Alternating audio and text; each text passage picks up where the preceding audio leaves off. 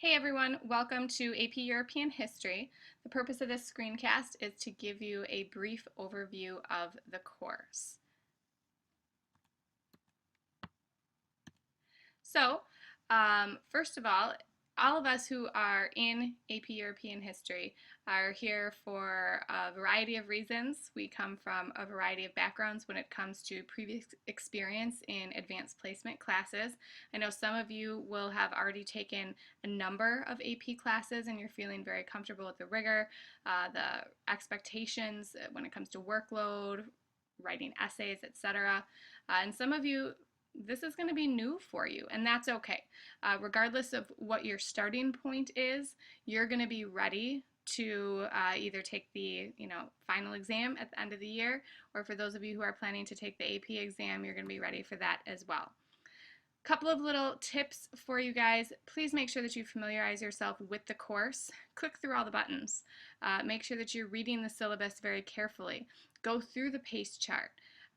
Read the course description, read through the themes, the exam information if you are planning on taking that College Board exam in May.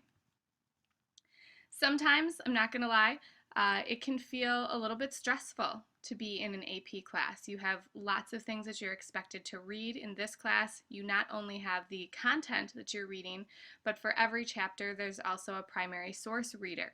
And that's a separate website that you guys are going to click into and you're going to read primary sources. And that's very important because part of what you have to do on the AP exam with the document-based essay question, the DBQ, is analyze primary sources. So the more practice you get with that throughout the course of the year, the more prepared you're going to be for that come May. One way to help ease some of that anxiety and tension is to make sure that you stay organized.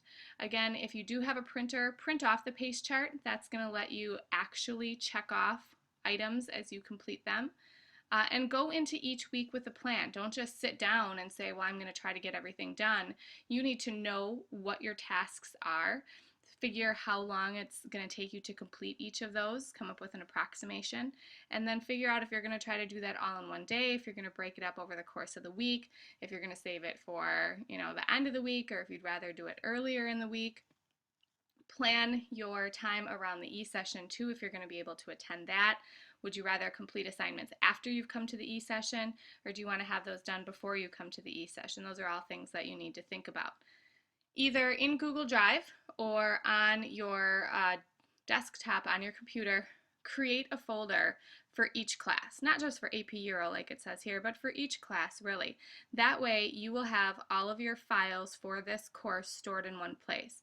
So when it comes time to review for an exam or to get ready for the College Board exam in May, you have all of your stuff in one place. It's nice and organized, and that's going to make studying easier for you. In the gradebook, you're going to see two separate grades. You're going to see a work submitted grade and a semester grade. The work submitted grade is the grade on everything that you've done so far. So that just shows you if you've submitted 5 assignments, your grade in the class right now is advanced or proficient, 4 or 3. The semester grade takes into account everything in the gradebook, even things that haven't been turned in yet, so things that aren't even due yet, and that tells you basically what your grade would be on your report card today if you did nothing else, right? So that's going to be, and over the course of the semester, that's going to go up over time as you turn more assignments in. As you can see, you are going to have some successes. Hopefully you're not putting stickers all over your computer, but also expect that there are going to be certain chapters that maybe you struggle with a little bit more than other chapters, and that's okay. Because you will have the opportunity to review, you're going to have the opportunity to come to the e-sessions and work with that material more, and then I'm always available too should you have questions.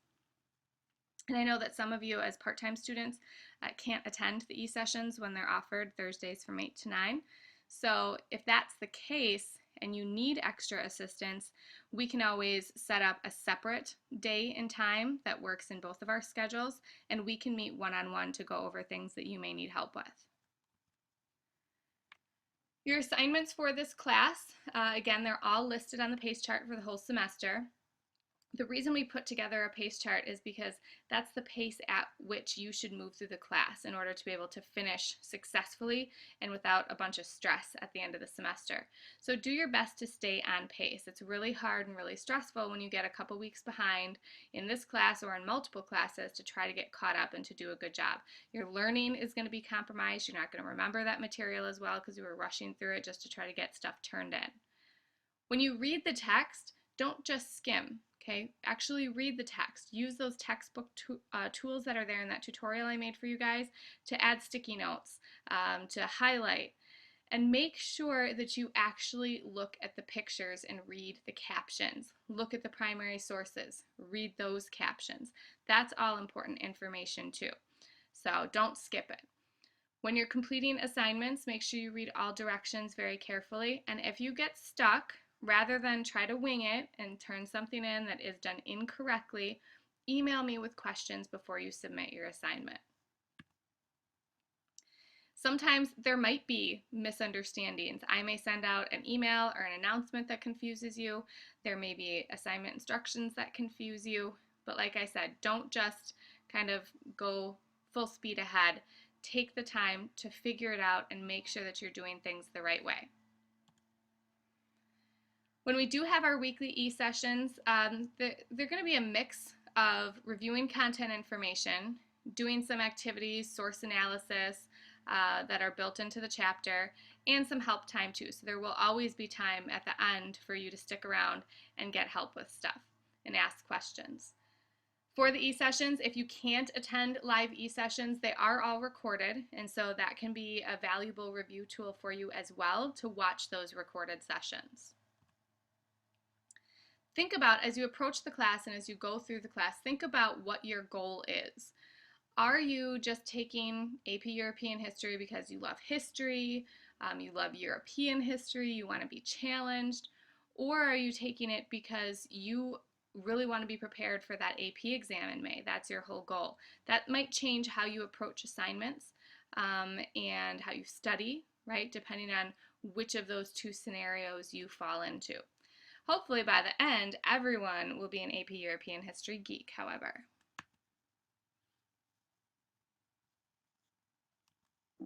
All right, so that wraps up the screencast that I have for you guys for week 1. If you have any questions, don't hesitate to email me. And week 2, we will be starting to work on not content yet, but historical skills instead. So until then.